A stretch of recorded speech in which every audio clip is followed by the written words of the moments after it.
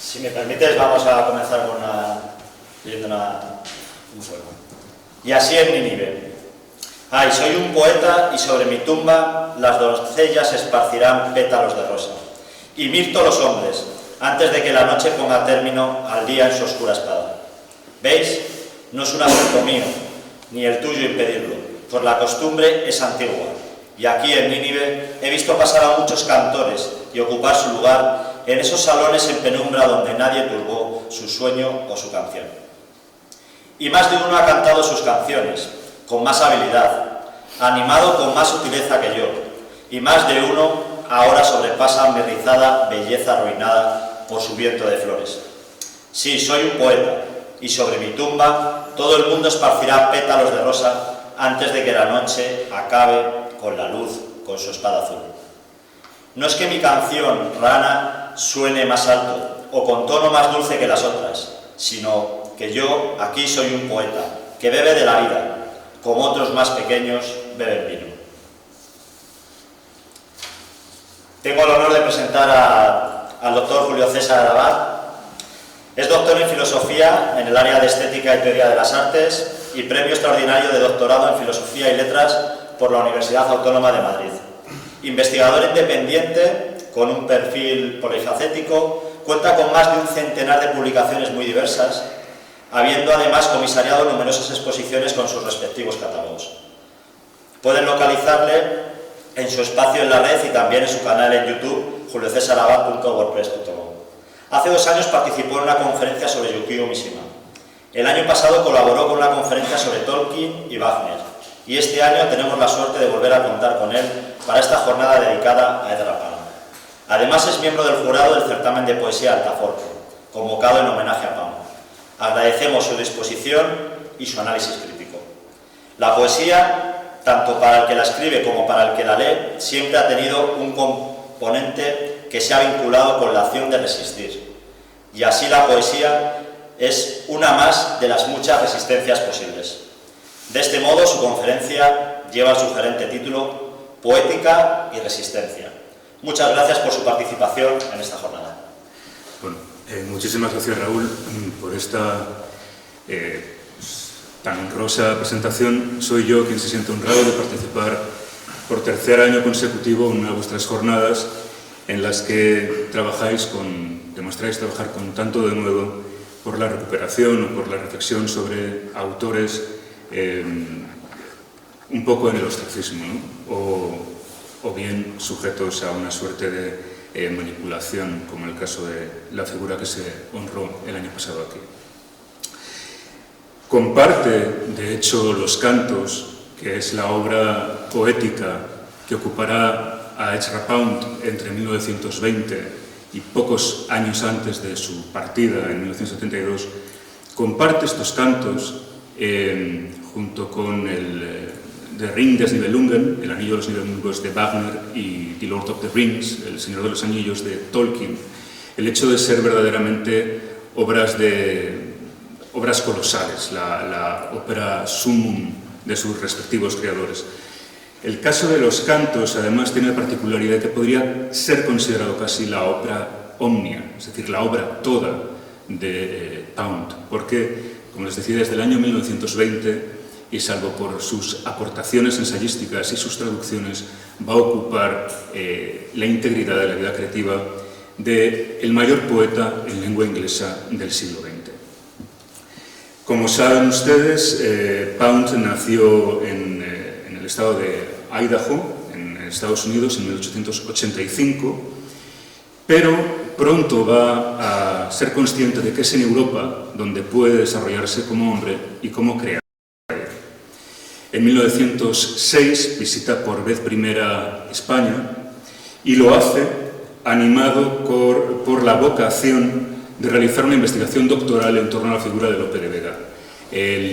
La primera vocación académica de Pound había sido la de escribir una tesis doctoral en torno a la figura del gracioso en la obra de Lope de Vega, animado, por cierto, por uno de sus profesores en la Universidad de Pensilvania, Hugo Rennert, quien había escrito en el año 1904 una obra titulada The Life of Lope de Vega, que sería publicada en español con aportaciones de Américo Castro en Madrid en 1919. Lope de Vega comparece en ocasiones en la obra poética de Pound, y de hecho en uno de los poemas anteriores a esos cantos, ¿verdad?, The Condolence, comienza el poema citando los 4 primeros versos de una poesía de Lope de Vega incluida en una obra de teatro, La Dorotea, versos que transcribe, no obstante, con un error en el tercero de los versos. El poema original de Lope reza así, la transcripción de Pound es en español. A mis soledades voy, de mis soledades vengo, porque para andar conmigo me bastan mis pensamientos. Pound comete el error de transcribir para en lugar de. Bien.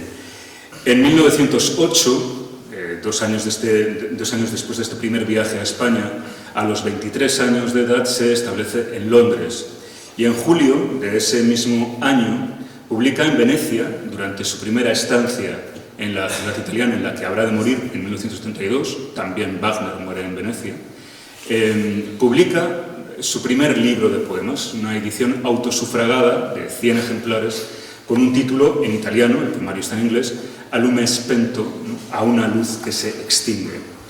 Al año siguiente, en 1909, publica en Londres 2 poemarios, Persone, personas o también máscaras, ¿no?, y Exultations, exultaciones. Un breve viaje de vuelta a su Estados Unidos natal le convence definitivamente de que es en Europa donde ha de encontrar su voz y donde ha de encontrar su biografía. En 1914 explicita la cuestión con un poema que publica en una publicación de artes y literatura, de Little Review.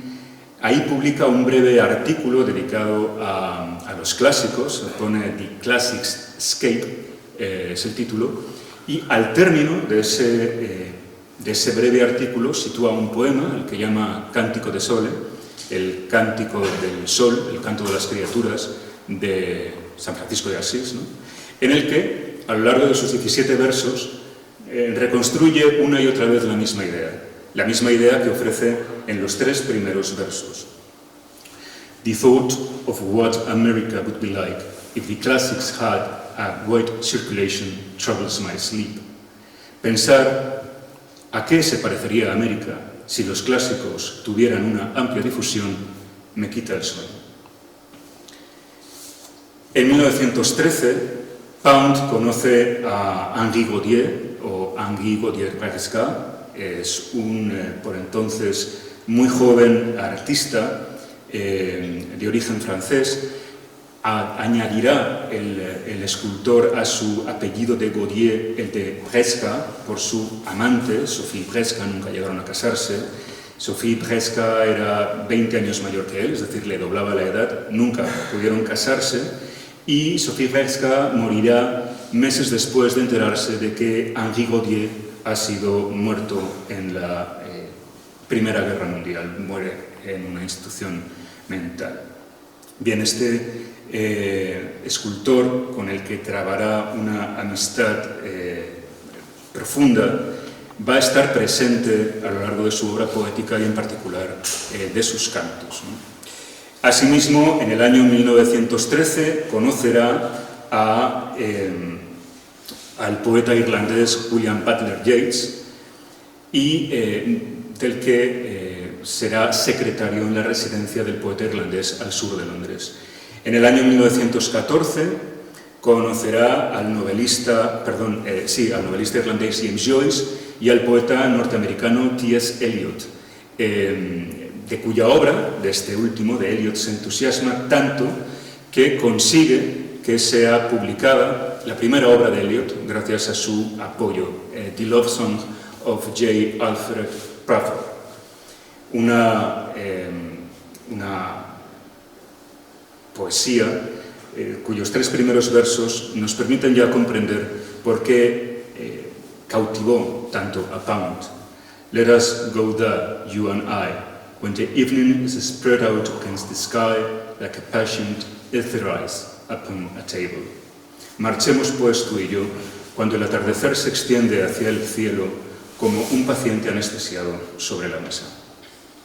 Aquel mismo año, 1914, Pound contrae matrimonio con Dorothy Shakespeare. Su apellido se le cae la E final, no como el dramaturgo isabelino, que era artista y procedía de una familia intelectual. Y junto a el ya mencionado Henri Gaudier, nuestro escultor, y a este pintor y escritor estadounidense, Unhan Lewis, quien le retratará a Pound años después, en la imagen que tienen ahí, juntos fundan una revista llamada Blast, Ráfaga, estallido, ¿no?, que se va a convertir en el órgano favorito de un movimiento vanguardista inglés, el vorticismo, que toma su nombre, ese vortex, vórtice, ¿no? Es decir, ya desde sus propios nombres, desde su propia nomenclatura, este vorticismo se quiere, en cierto modo, hermano del futurismo italiano.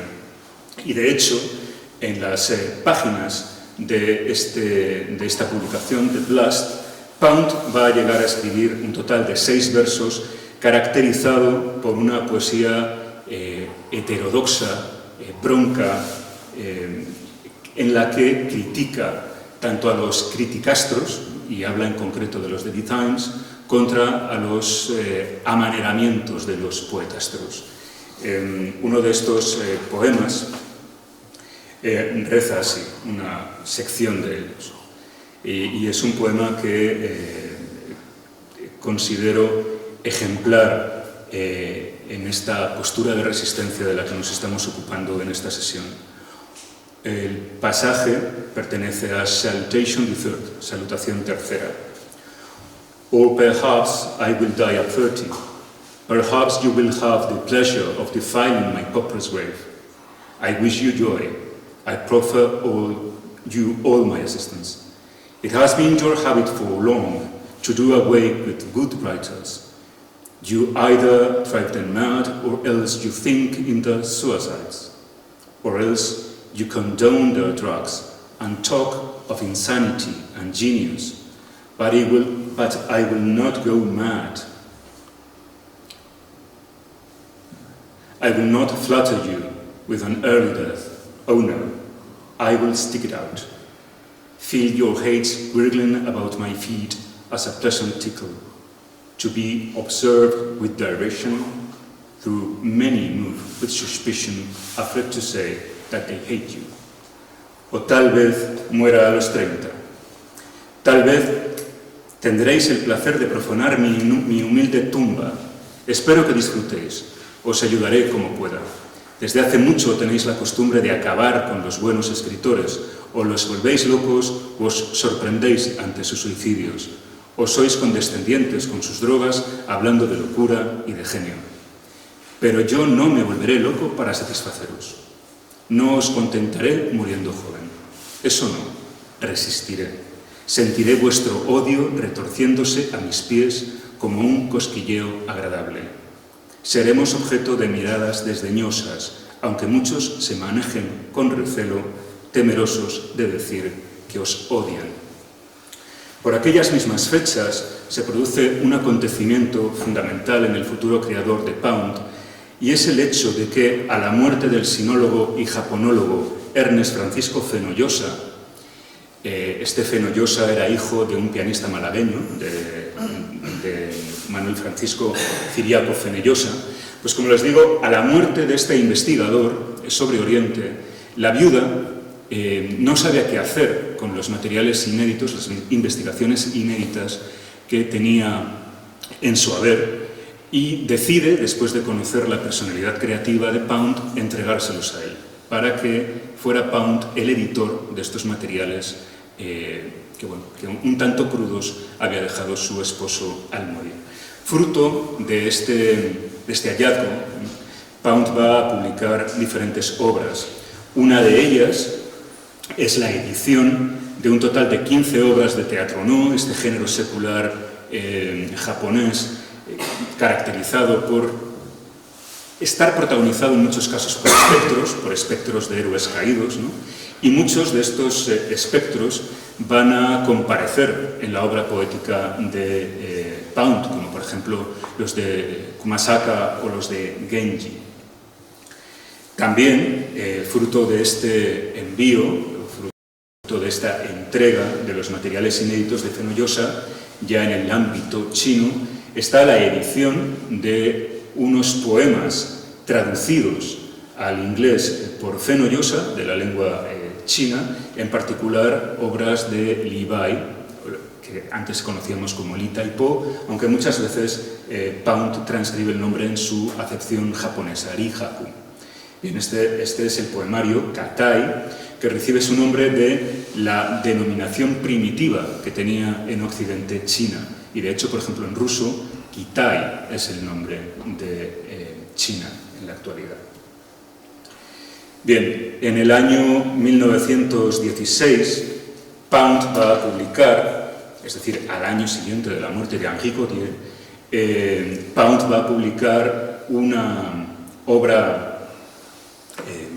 tanto dedálica, miscelánea, en torno a el escultor fallecido en el frente, en la Primera Guerra Mundial, una edición pues notablemente ampliada en el año 1960, es la imagen que tienen en la izquierda de la pantalla, con materiales generados por Pound con posterioridad a la primera edición de la primera obra que dedicara a Gautier-Presca y que desde el año 1970 ha reeditado en numerosas ocasiones la editorial neoyorquina New Directions, que es la editorial en la que se encuentra la obra completa de Pound. Es la imagen que tienen a la derecha. Bien, como les decía, Gautier-Presca se va a parecer a Pound en muchos de los cantos, pero antes incluso de su presencia en los cantos, en un poema más juvenil, publicado en Lustra en el año 1915, Hugh Selwyn Moberly, Context and Life, introduce Pound una crítica extraordinaria contra la Primera Guerra Mundial, en el sentido de que la considera no un conflicto bélico motivado por urgencias patrióticas, cuanto un enfrentamiento bélico manipulado por el orden imperante. Y Gautier-Presca es la figura que se encuentra al fondo, a la izquierda, en una imagen en el frente. Y escribe un poema en el que ya identifica en la clave de la bóveda del pensamiento político de Pound el mal absoluto como la usura. El poema reza así: Dat sam pro patria, non dulce, non et decor. Walked I deep in hell, believing in old men's lies. Then, unbelieving, came home, home to a lie, home to many disease, home to old lies and new infamy, usury, age-old and age-thick, and liars in public places. Es decir, algunos murieron por la patria, ni dulce ni gloriosamente. Esto es una glosa de un verso de Horacio muy conocido que dice dulce et decorum est pro patria mori. No, los que murieron en la Primera Guerra Mundial no han muerto decorosamente y no han muerto honradamente porque esa guerra está mal. Algunos murieron por la patria, ni dulce ni gloriosamente, caminando con el infierno clavado en la mirada, creyendo las mentiras de los viejos. Después, ya incrédulos, regresaron a sus hogares, a hogares de mentira, a hogares de muchos embustes, a hogares de mentiras viejas y de una infamia nueva, a la antiquísima y decrépita usura, a los embusteros de la política. Gautier-Presca comparecerá, como les digo, en numerosas ocasiones en los cantos. Es un espectro que se le aparece a Pound. Y así, en el canto 16, dice: Henri Gautier went to it, and they killed him, and killed a good deal of sculpture. Y Henri Gautier fue para allá, y le mataron.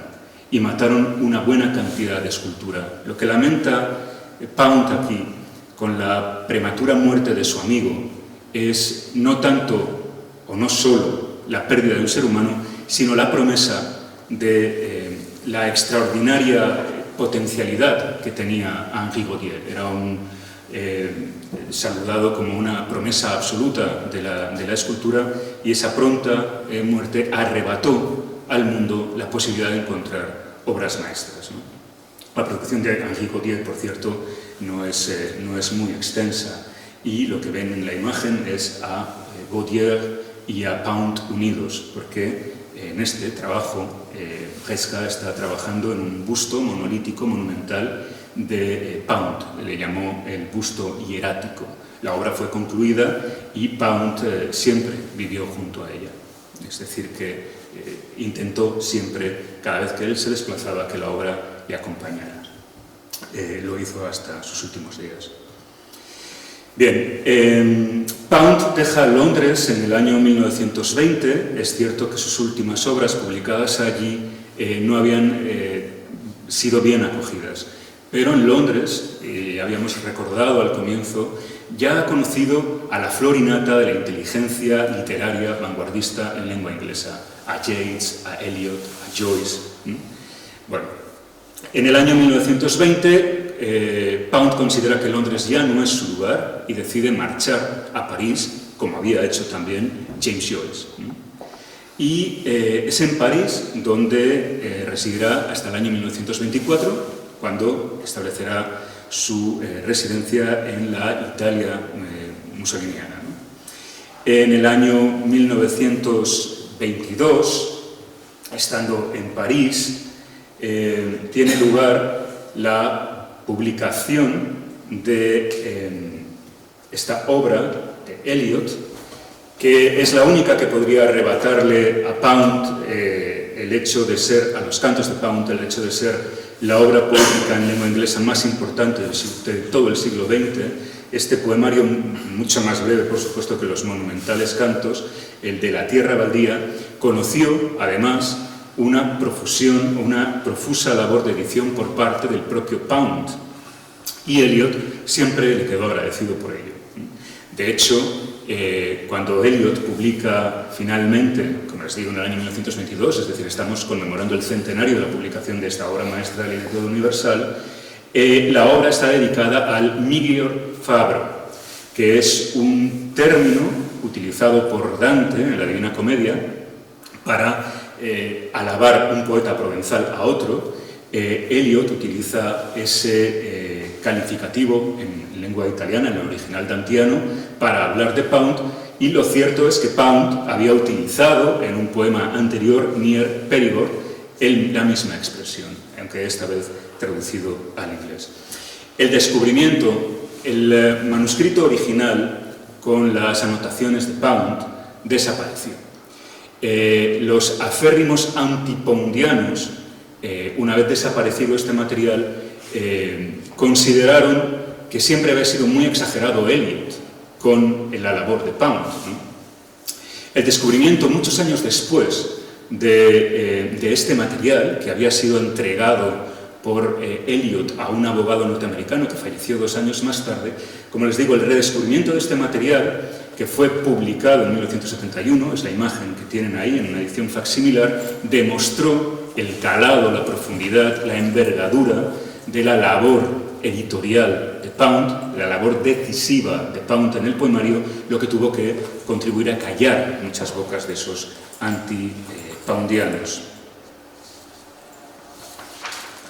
Por otra parte, resultaría adecuado recordar que en una selección de la prosa crítica, de crítica literaria, labor de crítica literaria de Ezra Pound, que acometió el propio Eliot, fue un encargo de una editorial norteamericana, al comienzo de la selección, en la breve introducción de Eliot saluda a Pound como el mejor crítico literario de su generación.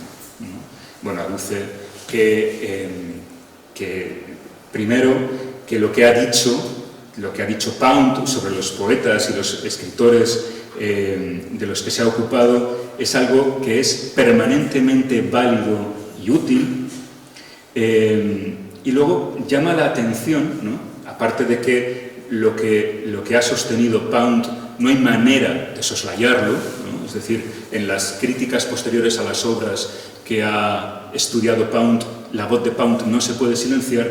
Llama la atención, y eso es muy curioso, que Pound ha mostrado mucha atención, generosa atención, a obras de autores que en principio nadie sospecharía que pudieran ser de su gusto, de su agrado, de su inclinación, ¿no?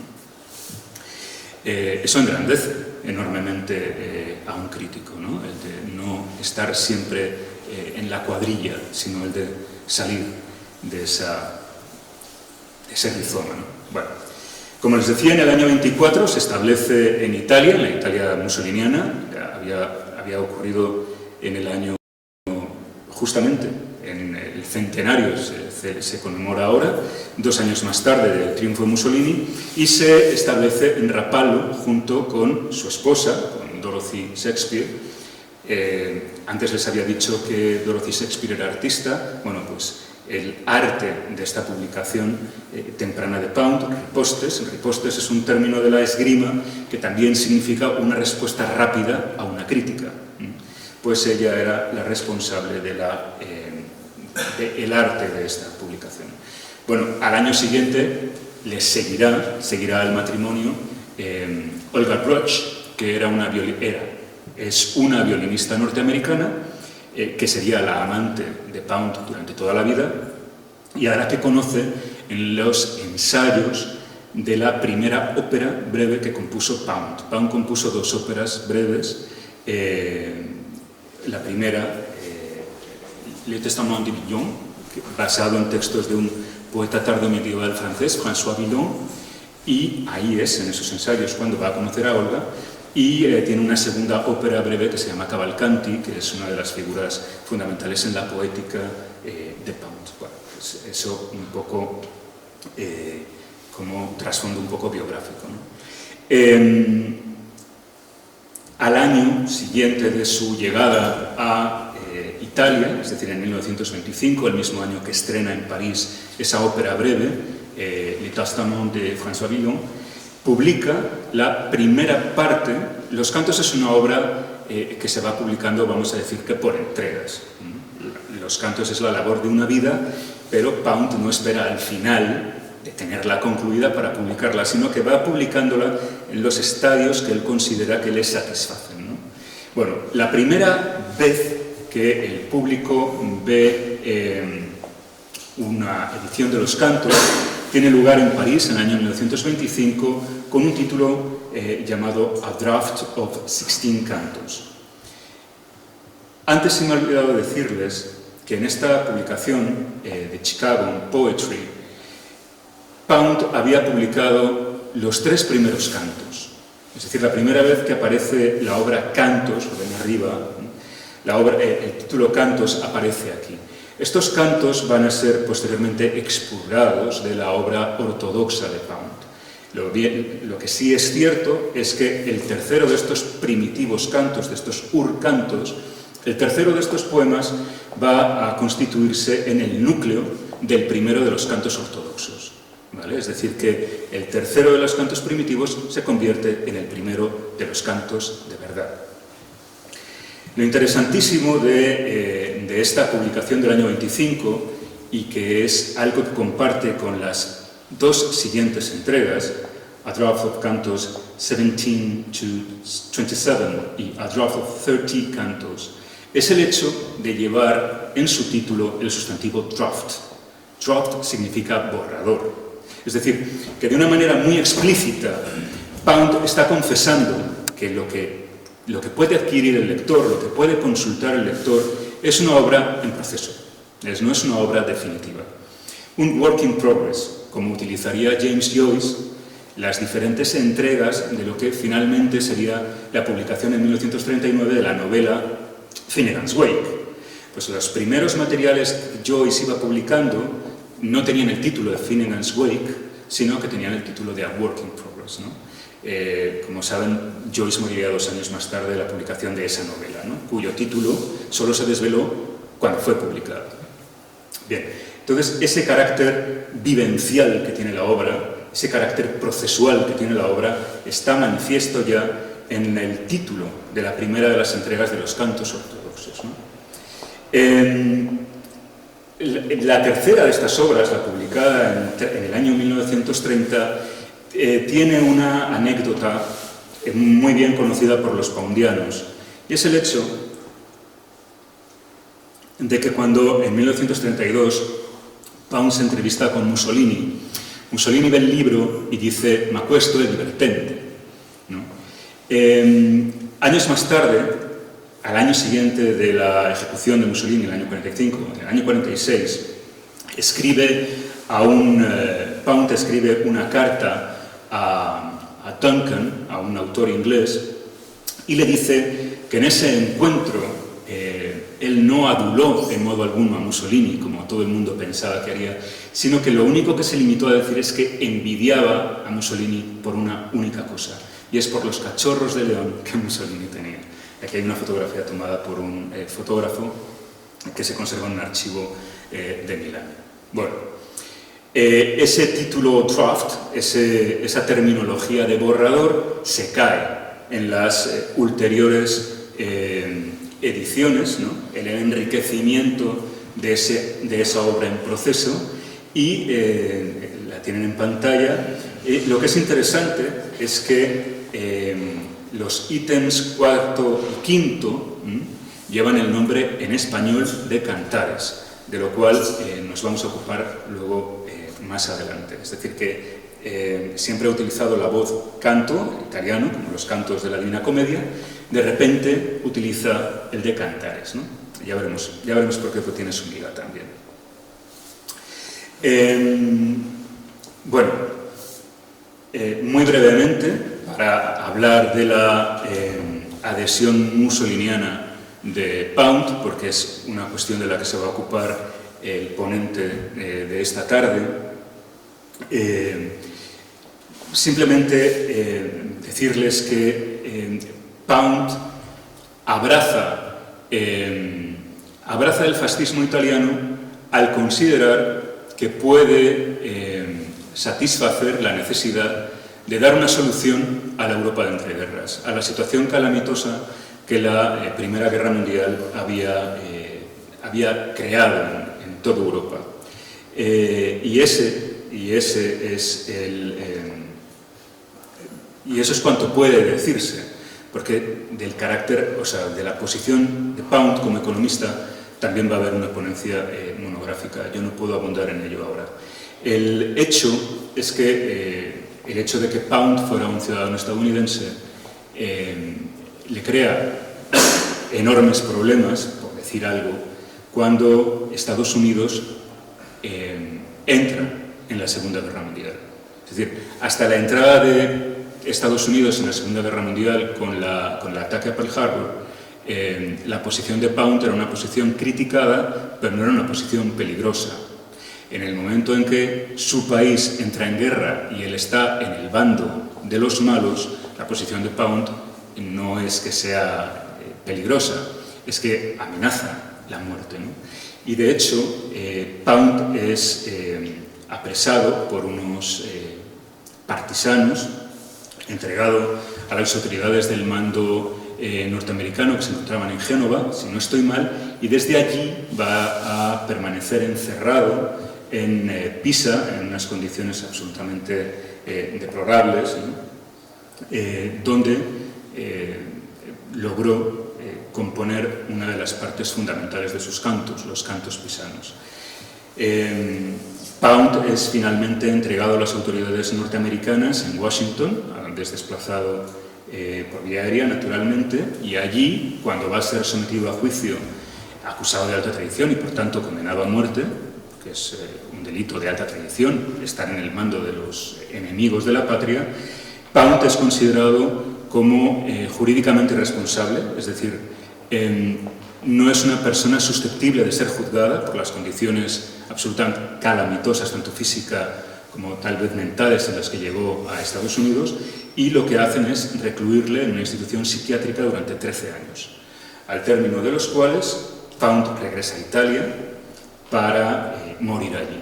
Como saben, y ha recordado Antonio, Pound muere el 1 de noviembre de 1972, siendo enterrado en con una lápida extraordinariamente sucinta, parca, bellísima, por otro lado, en el cementerio de la isla de San Michele. Esta fotografía es cortesía de Francisco de Lizardi, quien en agosto de este año fue a llevarle 5 rosas. Bien, los cantos o cantares. A la conclusión, en 1969, de los cantos, de esta obra que le ha ocupado desde 1920, los cantos presentan un total de 117 cuerpos, 117 cantos, que se constituyen en su totalidad en una obra herálica. Es extraordinariamente difícil de leer. Pound no es un autor que sea accesible a primera vista. De hecho, no lo es, en primer lugar, porque abundan referencias tanto librescas, es decir, que uno tiene que buscar un amplio repertorio de fuentes para acceder a aquello a lo que se está refiriendo Pound, y no solamente de fuentes literarias muy diversas, sino también lenguas muy diversas. Por eso, el lector que acomete la lectura de los cantos se aventura como en una arquitectura, pero que amenaza ruina, ¿no? Es decir, la posición del lector ante los cantos es una posición de extraordinaria debilidad, de extraordinaria inestabilidad. A veces he pensado que los cantos es como una suerte de enciclopedia vandalizada de la que se han recuperado algunas páginas y que casi todas ellas son incompletas. Contamos en español con una traducción, es una labor colosal, que fue publicada en 1975 por un poeta, un filólogo mexicano de la nación Jalisco, y que logró entrevistarse con Pound, tanto en persona como epistolarmente. Pudieron discutir juntos la traducción durante el periodo en el que Pound estuvo en el hospicio, en esta institución mental estadounidense.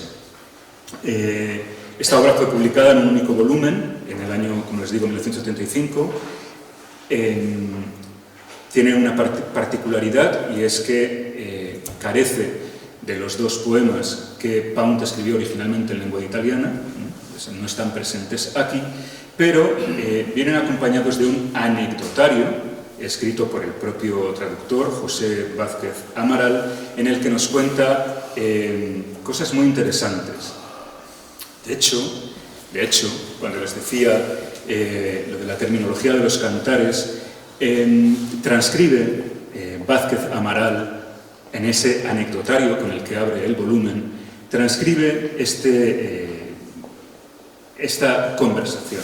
Maestro, le dije, la palabra cantar, y esto es porque Pound previamente mira lo que está enviándole Vázquez Amaral, ¿no? Obviamente Pound sabía leer español, les digo, su primera vocación era haber escrito una tesis doctoral sobre Lope de Vega, ¿no?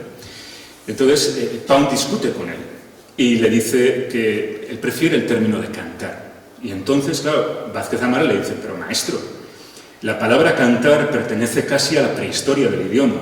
Se dice, por ejemplo, cantar o poema de Miocid.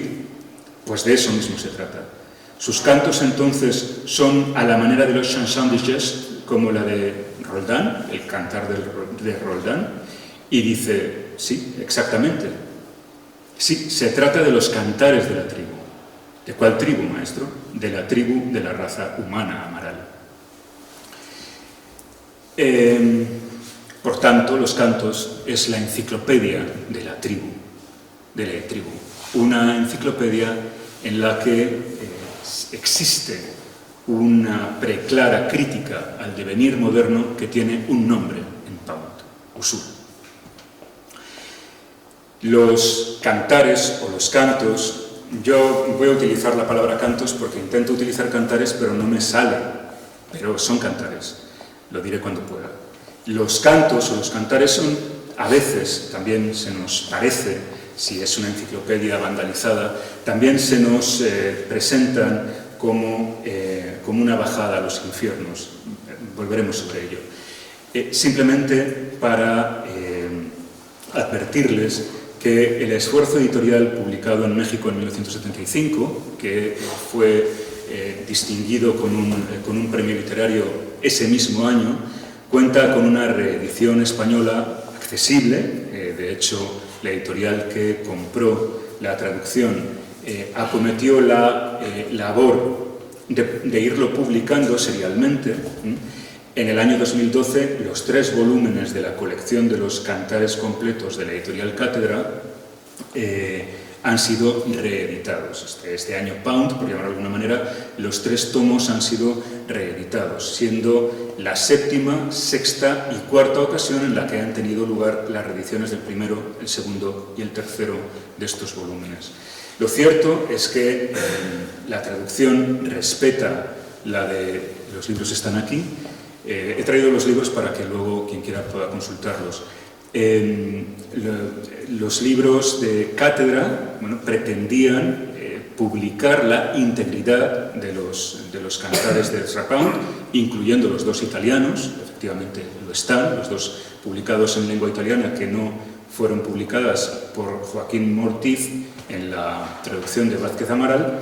Esos cantares están, pero pese a que la contraportada del tomo 3º advertía de la posterior publicación de una 4ª y última entrega, lo cierto es que los cantos publicados por Cátedra quedaron inconclusos. La bondad que tiene esta edición, aparte de que está accesible al lector español en España, es el hecho de que son publicados de forma bilingüe y con un profuso aparato de notas responsable de Javier Coy, que era un filólogo murciano, falleció en 2019, pero que, como digo, pues muy probablemente por razones económicas, la editorial Cátedra abortó la publicación de ese 4º último volumen. Como les decía, los cantos parecen en ocasiones, se antojan en ocasiones un auténtico descenso a los infiernos, y el nombre del Padre en esta colosal creación, en cuanto a sus aspectos negativos, es el de la usura. Una usura que tiene en Dante, como en Pound, una personificación que es Gerión. Es uno de los... una criatura mitológica que aparece en la Divina Comedia, que aparece en la Eneida Vergiliana, que es también el modelo de la Divina Comedia, es decir, cuando Dante entra en el infierno, que es el primero de los pasos de su periplo, lo hace guiado por Virgilio, ¿no? Bueno, Virgilio también había utilizado a Gerión, este diablo. Aquí lo que tienen es la acuarela que creó William Blake para la ilustración de la Divina Comedia, y aquí la obra de John Flaxman, que en este caso viene a ilustrar la traducción de Carey, que es la que utilizó William Blake para su trabajo. Esta es una edición moderna, la página que tienen ahí, 1910. Bien. Esta conferencia se llama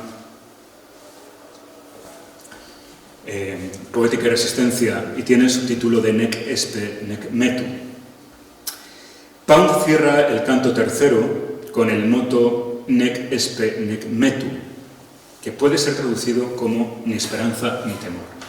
Para llevarlo a un español del refranero podríamos decir algo así como el que algo quiere, algo le cuesta. Este moto, este lema, lo había sido de Isabela d'Este, pero Felipe II lo va a emplear también. Felipe II no fue un monarca de un único emblema, él tiene varios, pero este de nec espe nec muto aparece con frecuencia. Un emblema, y esto procede del primero de los diccionarios jamás escritos sobre la lengua española, se llama el Diccionario de la Lengua Española, castellana o española, publicado en 1611 por Sebastián de Covarrubias, dice lo siguiente del término empresa. Empresa es cierto símbolo o figura enigmática, e identifica en un parágrafo anterior entre ellos a los caballeros andantes, ¿no?, hecha con particular fin, enderezada a conseguir lo que se va a pretender y conquistar, o mostrar su valor y ánimo. La mejor empresa de cuantas ha habido y habrá fue la de Constantino Magno, de la cruz en la letra IC, in hoc signa vincem, o, naturalmente, in hoc signo vinces. Con esta cruz, no, con esto vencerás, con este signo vencerás. Bien, como les decía, Felipe II había utilizado o utilizó a lo largo de su vida diferentes emblemas, pero este es el que le acompaña precisamente en esta representación en la que cifra su compromiso de alianza con el emperador del Sacro Imperio Romano Germánico. Esta pertenece a una obra publicada en Amberes en 1557. En este arrojo que expresa el lema nec espe nec muto se halla, creemos, en una de las claves de la bóveda de la titánica labor poundiana y, por supuesto, identificando la obra toda de los cantos, este descomunal, titánico trabajo. Al término de uno de los cantos pisanos, el 81º, Pound vuela recordando que "But you have done instead of not doing. This is not vanity. To have with decency knock that a blunt should open, to be gathered from the air a leaf tradition, or from the fire, old eye, the anchor flame. This is not vanity. Here, error is all is in the not done, all in the defiance that faltered. Mas hacer en lugar de no hacer no es vanidad. Haber con decencia llamado a Blunt, este Blunt era un poeta que admiraba Pound, haber llamado con decencia a Blunt para que abra, haber recogido en el aire una tradición viva y en un bello ojo anciano la llama inconquistable, no es vanidad. Aquí el error estriba en todo cuanto no se hizo, por la timidez que titubeó. A lo largo de los cantos se manifiesta un lujuriante exceso de referencias que embriagan al lector, que pretende descifrar toda la imperiosa corriente de evocaciones que contienen los cantos, como el encabalgamiento, y solo voy a poner ejemplos de los primeros cantos, todo el resto del edificio gira en torno a la misma construcción, ¿no? En el canto primero, por ejemplo, ofrece una muestra de sus caballos, de uno de sus caballos de batalla, de la avaricia, y así ocurre en un episodio inspirado en el canto 11 de la Odisea, Nequia, o Descensus ad Inferos, el descenso a los infiernos, pero que tiene en su víctima nada menos que a un dios, a Dionisio, que ha sido raptado por unos marineros que no saben que se trata de un dios para venderlo como esclavo. Dionisio, como castigo, les convierte en peces. La relación de los males que asolan, ¿no?, a la humanidad lo será también, por ejemplo, de los canibalismos vengadores que aparecen en el canto cuarto. Aquellos castigos que se infligen a quienes se les da de comer a un ser querido sin saber que le están dando de comer a un ser querido. Y esto ocurre, por ejemplo, aquí con el corazón de su hijo, que le ofrecen a Itis, asesinado por Procne, que es su esposa y madre respectivamente, cuando descubre que su marido ha violado a Filomena, hermana de Procne, y descubre eso porque Procne teje un tapiz en el que representa un poco simbólicamente lo que le ha ocurrido, porque para que no le delate le han cortado previamente la lengua.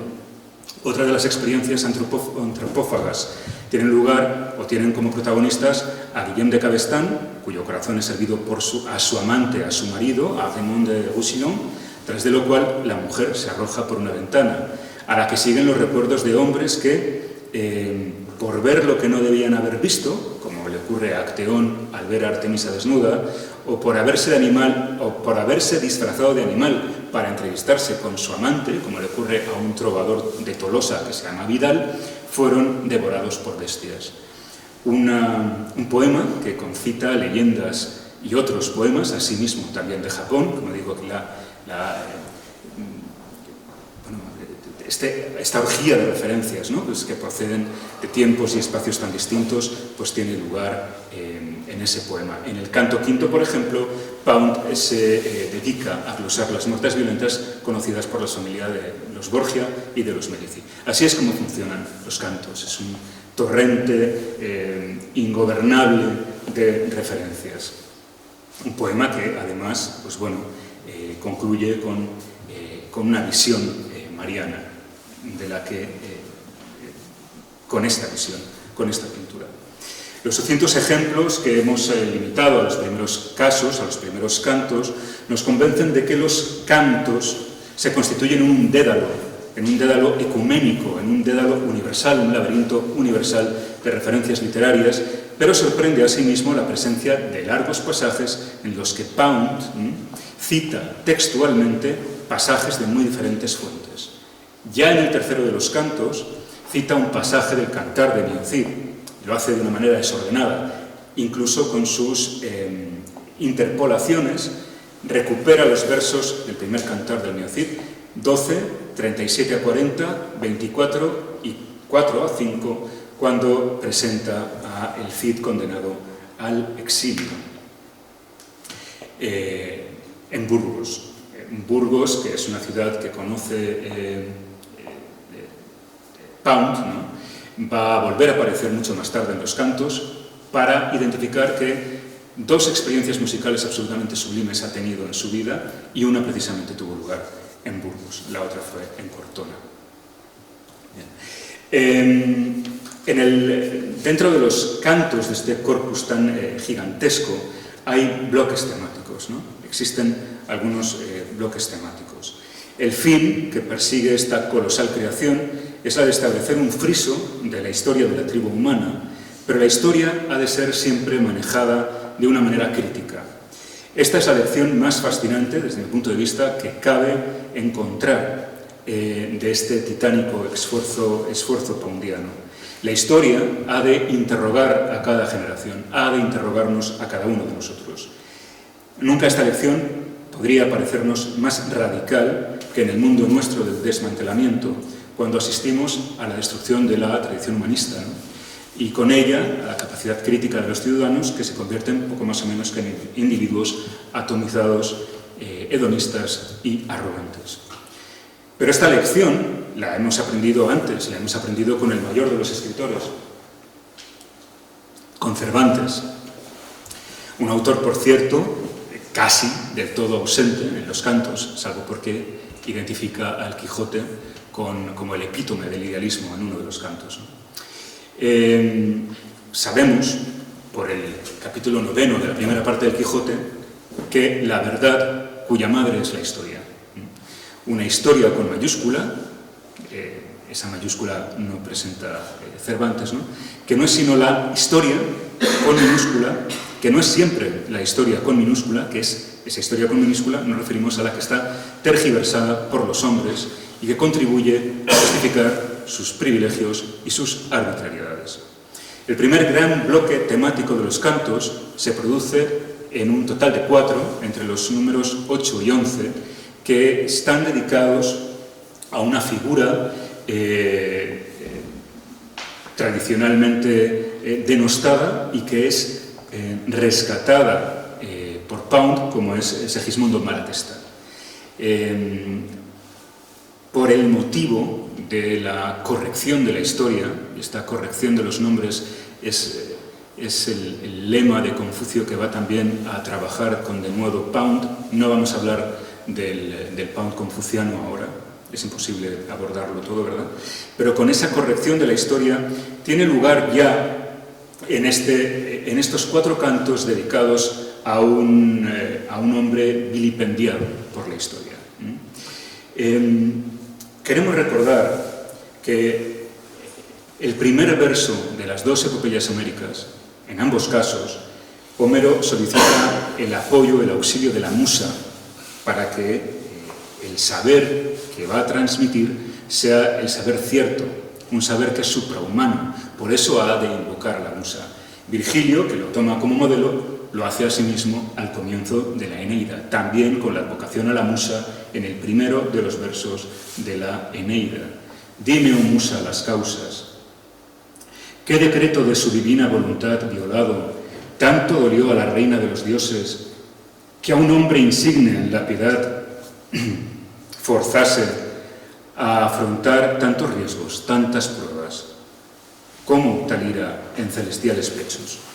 Bueno, esta es la traducción de Aurelio Espinosa Polit, es un sacerdote jesuita ecuatoriano, cuya traducción de la Eneida ha cosechado un prestigio universal, hasta el punto de que algún autor ha dicho que si en algún momento se perdiera la Eneida original virgiliana no pasaría nada porque tenemos la versión que hizo Aurelio Espinosa Polit. De este modo, Pound se establece en una suerte de medium, ¿no?, entre la verdad histórica, la verdad con mayúscula, y sus lectores, lo que justifica una primera mención al desmoronamiento del saber que tiene lugar al comienzo mismo de estos cantares malatestianos. These fragments you have solved, sword, slut, bitch, truth and Calliope, slanging each other sur les lauriers. Estos fragmentos has archivado, apuntalado, ramera, perra, verdad y Calliope, calumniándose mutuamente bajo los laureles. Estos versos, como les digo, son los primeros de una muy larga cadena de versos en los que Pound aborda la personalidad de Malatesta y la complejidad de las aristas, de las vetas de la personalidad de este caballero, ¿no? Un fiero combatiente que luchó para patrones desagradecidos. And this he did bestialmente, that is, Sforza did bestialmente, as he had promised him, Segismundo, per capitoli, to see that he, Malatesta, should have Pesa. E hizo esto bestialmente, es decir, Sforza lo hizo bestialmente, pues había prometido de común acuerdo a Segismundo que él, Malatesta, conseguiría Pesa. Evidentemente, Pound está lamentando aquí el incumplimiento de la promesa hecha en el año 1444 por Sforza para que Segismundo consiguiera Pesa, lo que al final le fue entregado a su propio hermano Alessandro. Pound alaba a Malatesta por su papel en la protección del humanismo clásico y de las artes. Una de las actividades en las que descuella este Segismundo Malatesta fue el patrocinio, el patronazgo de artistas y de el encargo que hiciera a León Battista Alberti para que edificara en Rimini lo que se conoce como el templo malatestiano, aunque en realidad es un edificio religioso construido sobre unas trazas medievales de una iglesia anterior dedicada a San Francisco de Asís. Y en el interior de esta iglesia, Piero della Francesca es retratado en un mural, en un fresco, rezando a su santo patrón, a San Segismundo, que es, de hecho, patrón de la República Checa. Pound alaba, como les decía, a Malatesta por su protección del humanismo y su protección de las artes.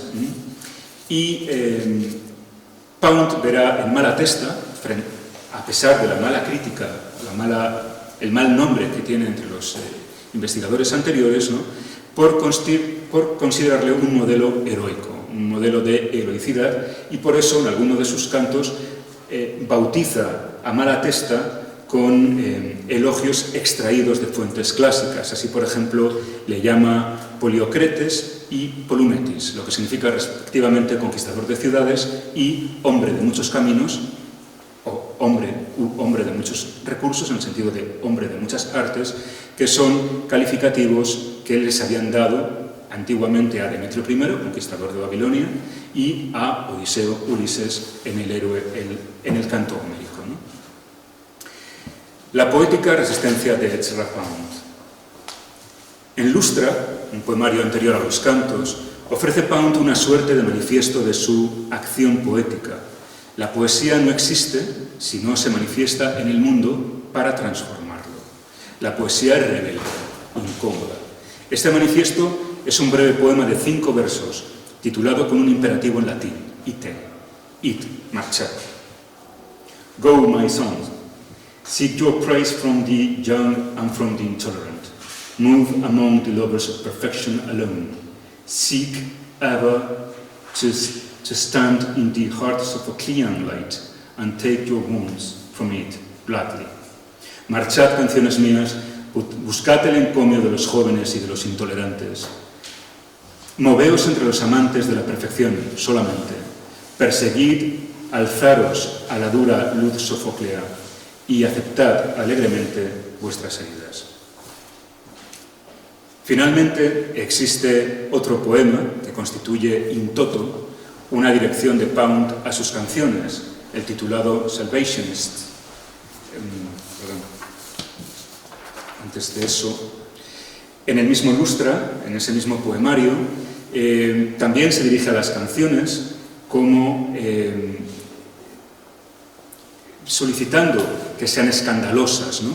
Que sean incluso dionisíacas, como en este Dance and make people blush, dance the dance of the phallus, and tell anecdotes of Sable, speak of the indecorous conduct of the gods. Danzad y ruborizad a la gente, danzad el baile del falo y contad anécdotas de Cibeles, hablad de la indecorosa conducta de los dioses. Los últimos versos de ese mismo poema explicitan su opinión en torno a quienes se conducen únicamente por el pragmatismo, exactamente lo mismo que ocurre en otra dirección imperativa a sus canciones y que ocurre en el poema Further Instructions. Come, my sons, let us express our baser passions.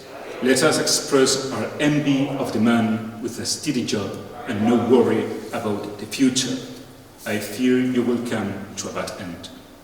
Acudid, canciones mías, expresemos nuestras más bajas pasiones, manifestemos nuestra envidia por el hombre que tiene un trabajo fijo y no se preocupa por el futuro. Me temo que vais a terminar muy mal. Como les decía, al término del poema Salvationist, el ejército de salvación, urge Pound a sus canciones a que busquen la perfección para importunar de este modo al imperio de lo estulto, ¿no? Identificado como the sea of stupidities, the sea of vulgarities, the sea of imbeciles, el mar de las estupideces, el mar de las vulgaridades, el mar de los estúpidos. Como buen agonista, es decir, como un creador obsesionado por la tradición de la que parte y obsesionado por querer conseguir un lugar destacado en el futuro, Pound se manifiesta rozando en ocasiones lo profético. Así, por ejemplo, ocurre con una apropiación ya desde su mismo título de una expresión latina, dum Capitolium scandet, que está apropiándose de un verso de Horacio, en el que Horacio se alaba a sí mismo, en el libro de las Odas, al decir que él ha conseguido para sí una extraordinaria posición dentro del canon y que su nombre habrá de ser celebrado mientras exista civilización, es decir, mientras en Roma se siga rindiendo culto. Pues utiliza esa expresión Pound para escribir un poema que reza así: How many will come after me, singing as well as I sing, none better, telling the heart of their truth as I have taught them to tell it. Fruit of my seed, O my unnameable children, know then that I love you from aforetime, clear speakers, naked in the sun and trumpet.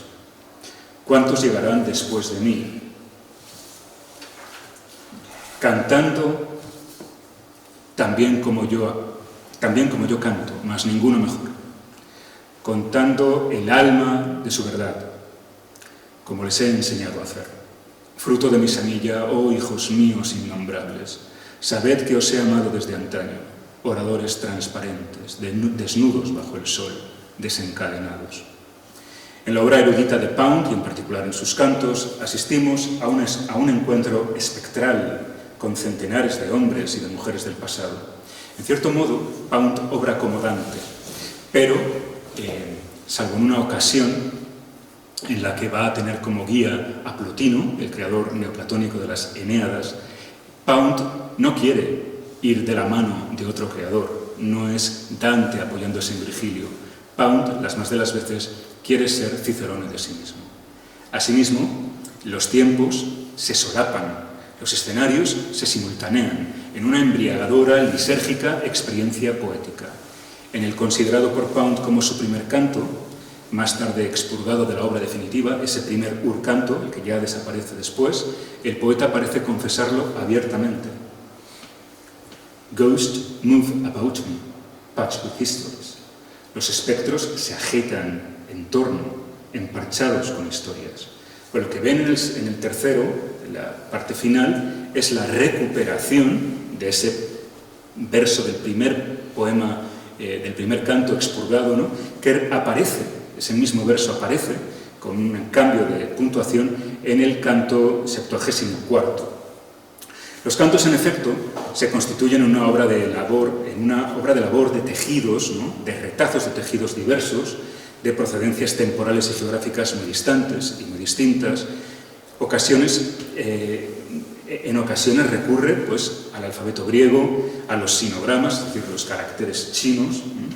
De hecho, hay un canto, el número 77, que está en toda su parte constituido por simbolitos, por los sinogramas, con su traducción al inglés. Hay un canto que es prácticamente en su totalidad una partitura, una transcripción para violín de una obra de Clément Janicon, El canto de los pájaros.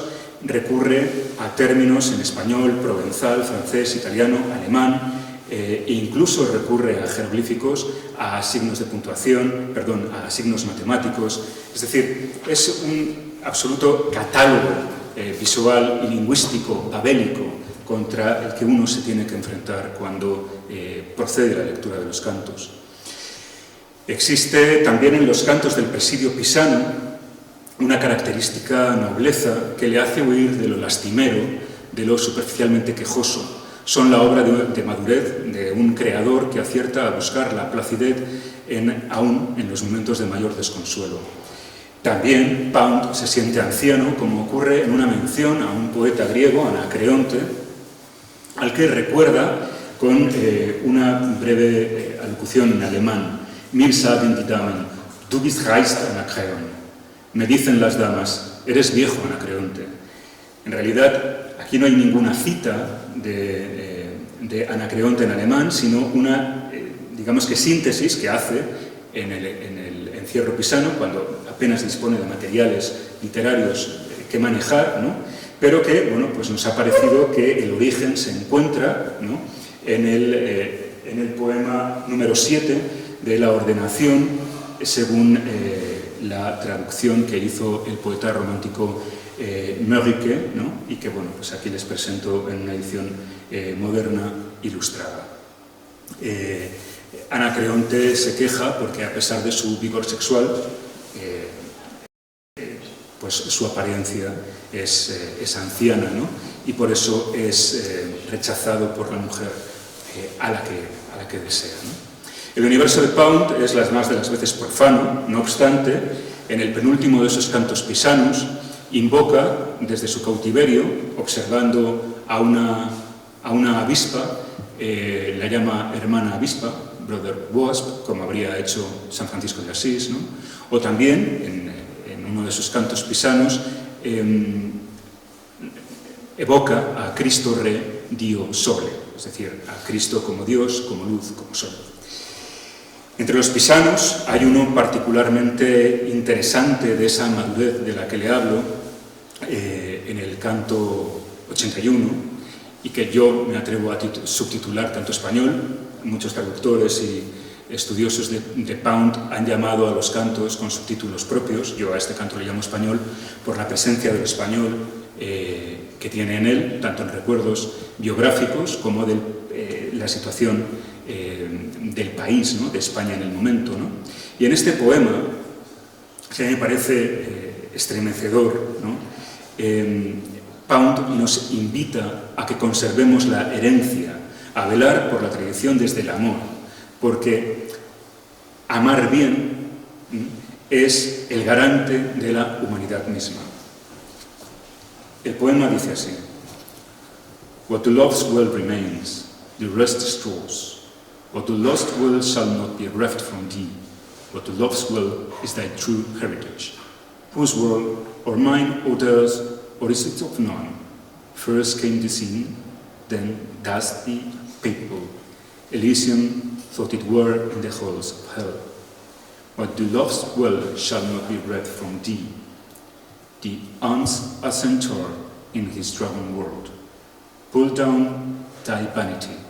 It is not man made courage, or made order, or made grace. Pull down thy vanity, I say, pull down. Learn of the green world, what can be thy place, in skilled invention or true artistry. Pull down thy vanity. Aquello que amáis bien permanece, el resto es escoria. Aquello que amáis bien no será arrebatado. Aquello que amáis bien es vuestra auténtica herencia. ¿El mundo de quién? ¿O mío, o de ellos, o de ninguno? Primero fue lo visto, después lo tangible, Elisio, aunque fuera en las salas del Averno.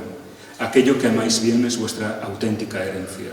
Aquello que amáis bien no será arrebatado. La hormiga es un centauro en su mundo de dragón. Abajad vuestra vanidad. No ha sido el hombre el que creó el arrojo, o creó el orden, o creó la gracia. Abajad vuestra vanidad, digo, abajadla. Aprended del mundo verde que puede ser vuestro hogar en invención a escala o en verdadera artisticidad. Abajad vuestra vanidad. Nostos, acabo. Acabaremos regresando al canto primero, basado en los 10º y 11º de la Odisea. Odiseo convoca a Tiresias mágica sacrificialmente. Su oráculo predice que el héroe logrará regresar al hogar, pero que lo hará solo. Todos sus aliados habrán de morir antes de que él llegue a su destino. En la marcha espectral, Odiseo descubre a uno de sus más tiernos amigos, de quien desconoce que hubiera muerto, pero que espera que su muerte le depare una fama inmortal. También se le aparece el traductor al latín de las obras homéricas que el propio Pound había trabajado. En efecto, se deben honrar los logros de los antepasados, se debe honrar la memoria de quienes lograron buenas obras. Solo de ese modo, en un mundo profano como el grecorromano y como en el de, las más de las veces, los cantos de Pound, la muerte carece de sentido. Una idea que Pound recuperó de aquellos primitivos cantos, de esos urcantos, del tercero concretamente, en el que ese amigo que se le aparece a Odiseo, llamado el Penor, muerto accidentalmente, sin que sepan los compañeros que ha muerto, le reclama que le entierre y que le recuerden. But thou, O king, I bid remember me, and wept and buried. Heap up my arms, be tombed by the seaboard, and inscribe a man with no fortune and with a name to come, and set my oar up, that I sung me to fellows. Mas os ruego, oh rey, que me recordéis, no llorado, insepulto. Apilad mis armas, enterradme junto al mar e inscribid un hombre infortunado y con un nombre por venir. Y clavad allí mi remo con el que bogaba entre camaradas. Esto aparecerá en el canto 1 con apenas unos cambios de puntuación. La aventura es, pues, permanecer en el lado de la honorabilidad. El fin, pues, es ser recordado por cuantos llegarán después, por la bondad de los actos realizados en vida. El honor es, pues, la promesa de una vida tras la muerte, o por cifrarlo en su extremo tenebroso, su reverso peligroso, como ocurre en la historia de Anselmo y Lotario, en el capítulo 33 de la primera parte del Quijote, cuando el segundo le dice al primero: el hombre sin honra es peor que un muerto. En síntesis, y regresando a una obra juvenil, sostendremos que para Pound la poesía es, por encima de todo, una vivificación, un aliento que insufla nuevo vigor, la savia vivificante, la sangre que nutre, el hálito que distingue a los hombres verdaderos de aquellos que pasan por la vida esclavizados por un orden que les quiere inanes, infértiles, silenciados. Como admirablemente escribió en 1913, como proemio a su poemario Lustra, "And the days are not full enough, and the nights are not full enough, and life slips by like a field mouse, not shaking the grass." Y los días no rebosan, y las noches no rebosan, y la vida se escabulle como un ratón de campo que ni mueve la hierba. Así pues, es preciso contemplar cómo se escapa la vida y reaccionar contra la inercia, reclamar el poder de la acción, "Here error is all in the not done", dejar huella, "with a name to come", hacer visible que la hierba se mueve a nuestro paso, que estremecemos a la visibilidad, una poesía como resistencia, "I will stick it out", frente al imperio de la idocia, la atomización, el embrutecimiento, el hedonismo, la profanación, el desmantelamiento, todo. Una lección, la de Ezra Pound, nos parece nunca tan vigente y jamás tan necesaria. Muchas gracias.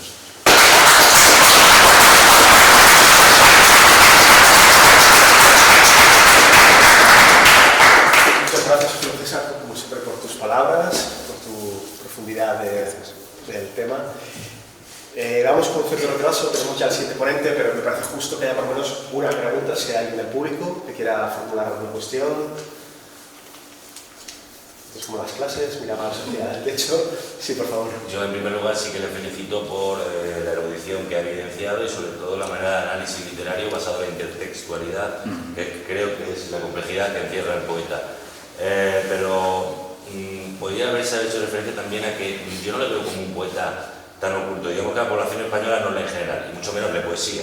Pero no es un poeta tan oculto. La última revolución poética en España de los novísimos, Leopoldo María Panero, Manuel Vázquez Montalbán, independientemente de cuestiones ideológicas, sí que recuperó la figura de Fra Paulo. Incluso Antonio Colinas se presentó en Venecia en torno a 71 por ahí a visitarle directamente y tiene un poema hecho a él. O sea, hay una serie de poetas en España. Actualmente está Antonio Rivero Tarabillo, que es traductor de lengua anglófona, y sí que yo sigo viendo como rula la figura de Fra Paulo por ahí, y sobre todo la última revolución poética española como tal fue clave su persona.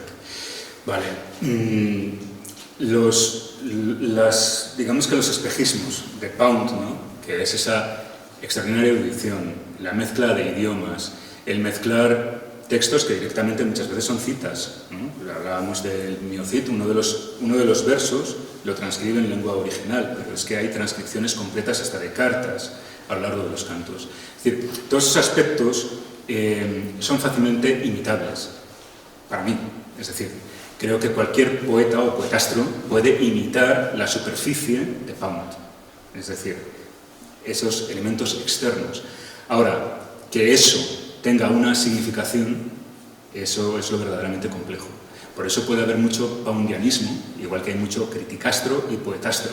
Puede haber mucho poundastro, pero que ahí haya poesía, pues hay que verlo, hay que analizarlo. Y sí, yo creo que la obra de Pound es extraordinariamente oscura, sobre todo en los cantos. En los poemas anteriores, los que se encuentran en esta obra, Persone, esta es la obra anterior a los cantos, ¿no? Son más llevaderos, aunque ya hay como algunas de las semillas de lo que luego serán los cantos. Pero los cantos son verdaderamente abrumadores, es decir, cuando yo digo que es un edificio que parece que se te cae encima, verdaderamente lo es. Cuando tú crees que estás comprendiendo dónde estás, cuando tú crees que estás comprendiendo el dónde, el cuándo y el cómo estás en el poema, de repente aparece una cita de Confucio, o de repente aparece... y todo se desestabiliza. Es decir, que la poesía no es para leer en el metro, estamos de acuerdo en eso. Pero si verdaderamente hay un poeta que es verdaderamente difícil de descifrar, ese es Pound. Y si no es por un aparato documental, por ejemplo, la obra de nuestro Javier Coy, de fallecido Javier Coy, se apoya... Bueno, hay libros enteros dedicados, por ejemplo, hay un bloque de los cantos que está dedicado a un presidente de los Estados Unidos, a Adams, ¿vale? Ese bloque de los cantos está basado en la biografía de Adams en varios volúmenes. Entonces hay un libro de un erudito que ha buscado verso por verso de esos cantos de dónde procede la idea de esa obra que maneja Pound, ¿vale? Eso es muy fácil porque, bueno, al fin y al cabo está hablando de historia, tienes ese volumen ahí, bueno, es seguir una vida hecha poesía, ¿no? Pero cuando empieza a cambiarte los idiomas, cuando empieza a cambiarte, es espectral. Entonces es muy difícil de seguir. Yo creo que es extraordinariamente compleja. Incluso cuando tú tienes, como hace Coy, apoyándose en todos estos ensayos que se han dedicado a buscar las fuentes que emplea Pound, incluso cuando tú tienes eso, cuando tú sabes que el segundo verso procede de Lope de Vega, el tercero viene de una obra de teatro no, el cuarto es una transcripción de una carta de un presidente de Estados Unidos, aunque tú sepas todo eso, reconstruir por qué Pound está haciendo eso ahora, aquí, eso es muy oscuro, eso es muy difícil. Por eso digo que a veces linda un poco con lo profético, o sea, linda un poco con un hermetismo que eso es lo que hace a Pound un gran poeta, ese hermetismo que significa. Tú puedes ser hermético y no decir absolutamente nada, lee la prensa o escucha a los políticos. Puedes ser completamente hermético y tener una gran nada que se lo ha comido todo, como dice Michael Ende, ¿no? Pero sí creo que es muy oscuro, creo que es muy críptico.